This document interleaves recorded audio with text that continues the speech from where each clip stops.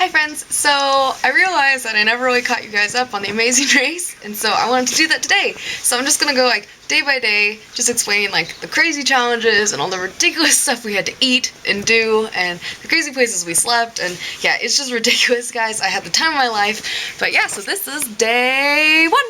I'm not doing cut editing, so it's gonna be kind of awkward at times because I'm super used to doing that. But anyways, moving on. Yeah. Anyways, day one. So we all fly into Kiev, Ukraine airport, and you see all the interns coming in. Most of us met up in Seattle, and I put that photo on Facebook, all of us like in the airport together, just sitting like, oh, this is super awkward. And yeah, so that was a really long flight. It was like 10 hours. We flew over all together. We were all split up, and then we made it over, and we just got started. We started like dividing up the teams, and like we divided up the bags, and we met our team leaders, and pretty much just like got started. We all headed out outside of the airport, and then we got a debrief of what was going to happen. We prayed, and then we headed out. And so our first challenge was to grab these maps, and Slovenia was split into two teams because we're just a really big group of interns for a very small country, so it would be too much to run with 14 people. So I was with Nathan, who was our team leader, Giselle, Eric, and Rachel. So we were a team, and we were like pretty stacked, I gotta say. We were all really talented and really skilled and very smart, and so we're like, okay, we got a chance. We got this. We're decently athletic. So we came in with a lot of confidence. But then we get the first challenge, and it says, take this map and label it with every single country that Josiah Venture is a part of or in currently, and what's the capital.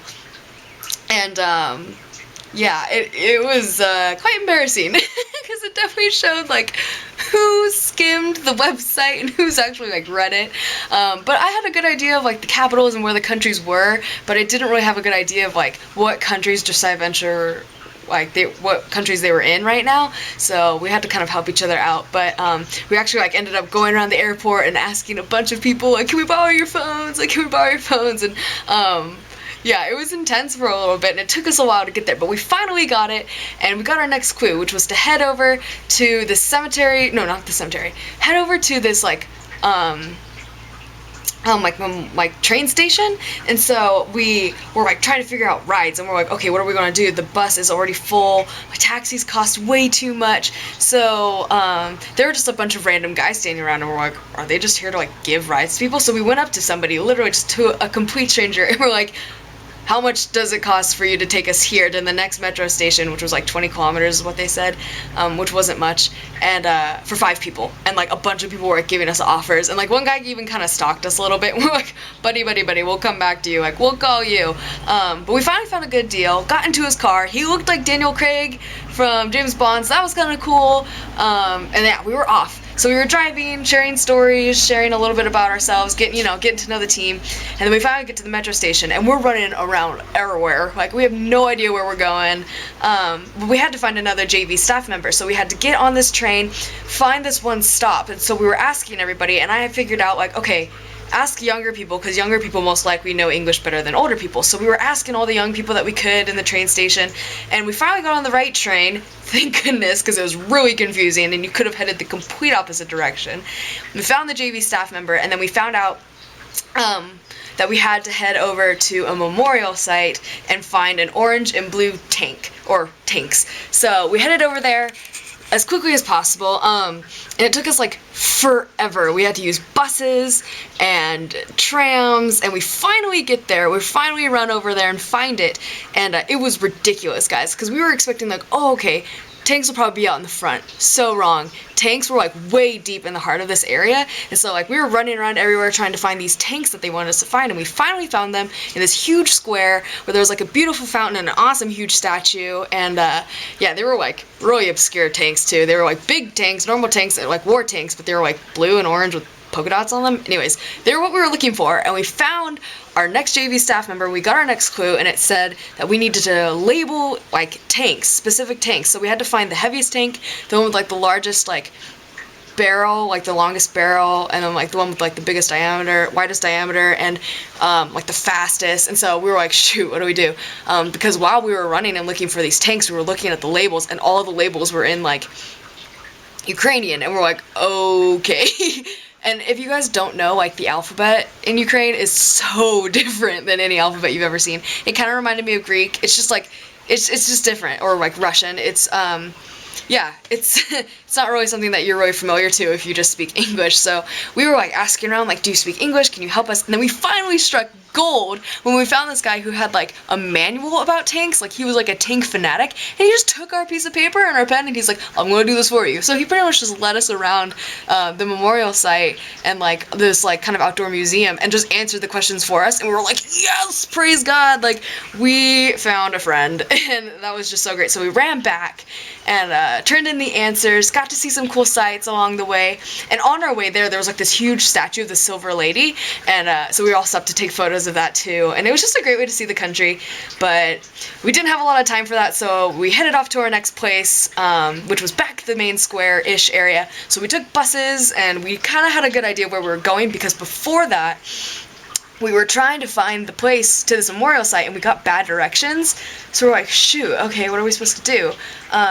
So we were already really behind, but we were still running hard. So we ran back to the place where we came from, where we saw the last JV member, because we actually skipped a station and we realized we had to go back to the memorial place. Sorry, that was probably really confusing. Anyways, we finally get to our next station and our next challenge, and it was like this really obscure thing. We had to like tie string around our hands and link with somebody else and figure out how to get out of the knot. But yet again, we struck luck, because some Ukrainian kids walked up and they're like, we know how to do this. And we're like, yes, 1, you know how to do this. 2, you speak English.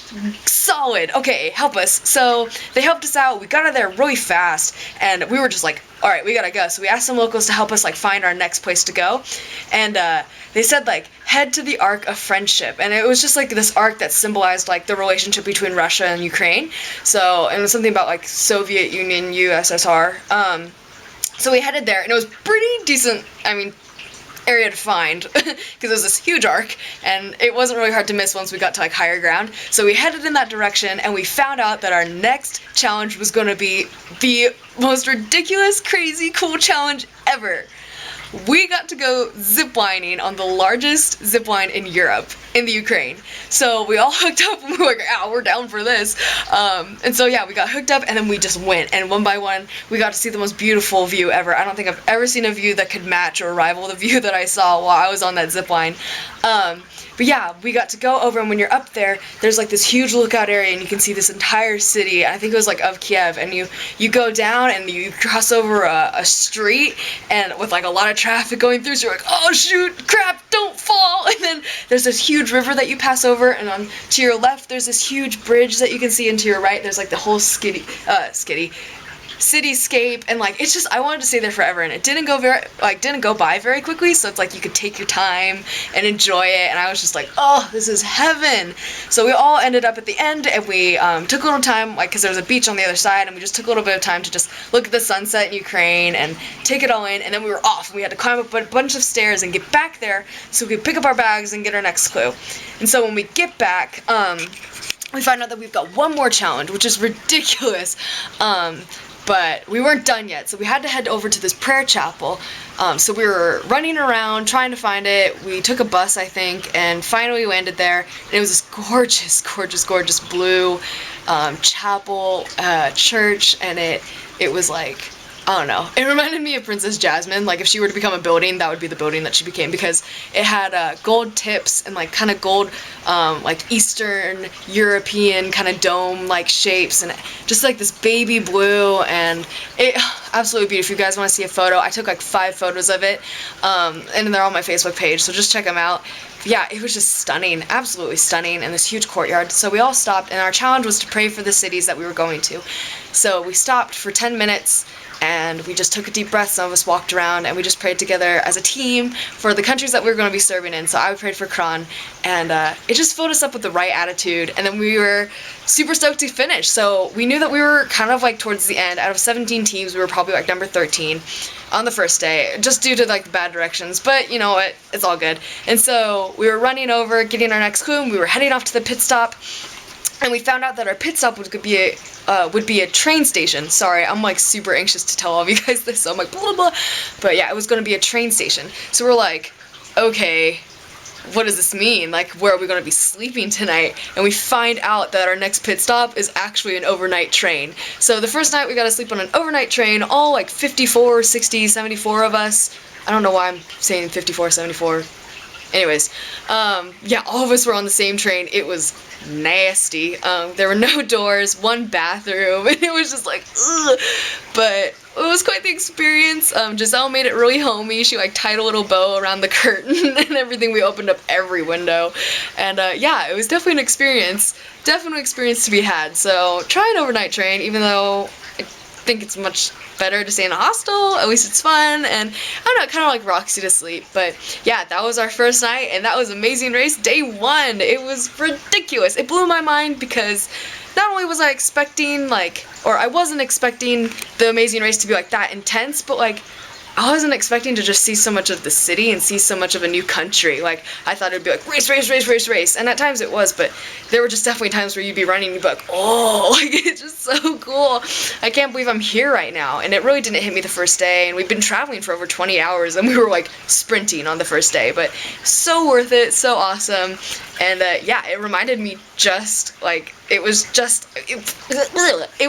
like the show. Like, the only difference I think between this race and the show was that the show you take planes, and here we just had way more challenges because we were located in just one area. But yeah, it was like ridiculous, guys, and it was a great way to kick off the year. So, yep. Catch in next time for day number 2 of the Amazing Race, which was super awesome. It really just gets better, guys. I really have some crazy stories, but yeah, you don't even know.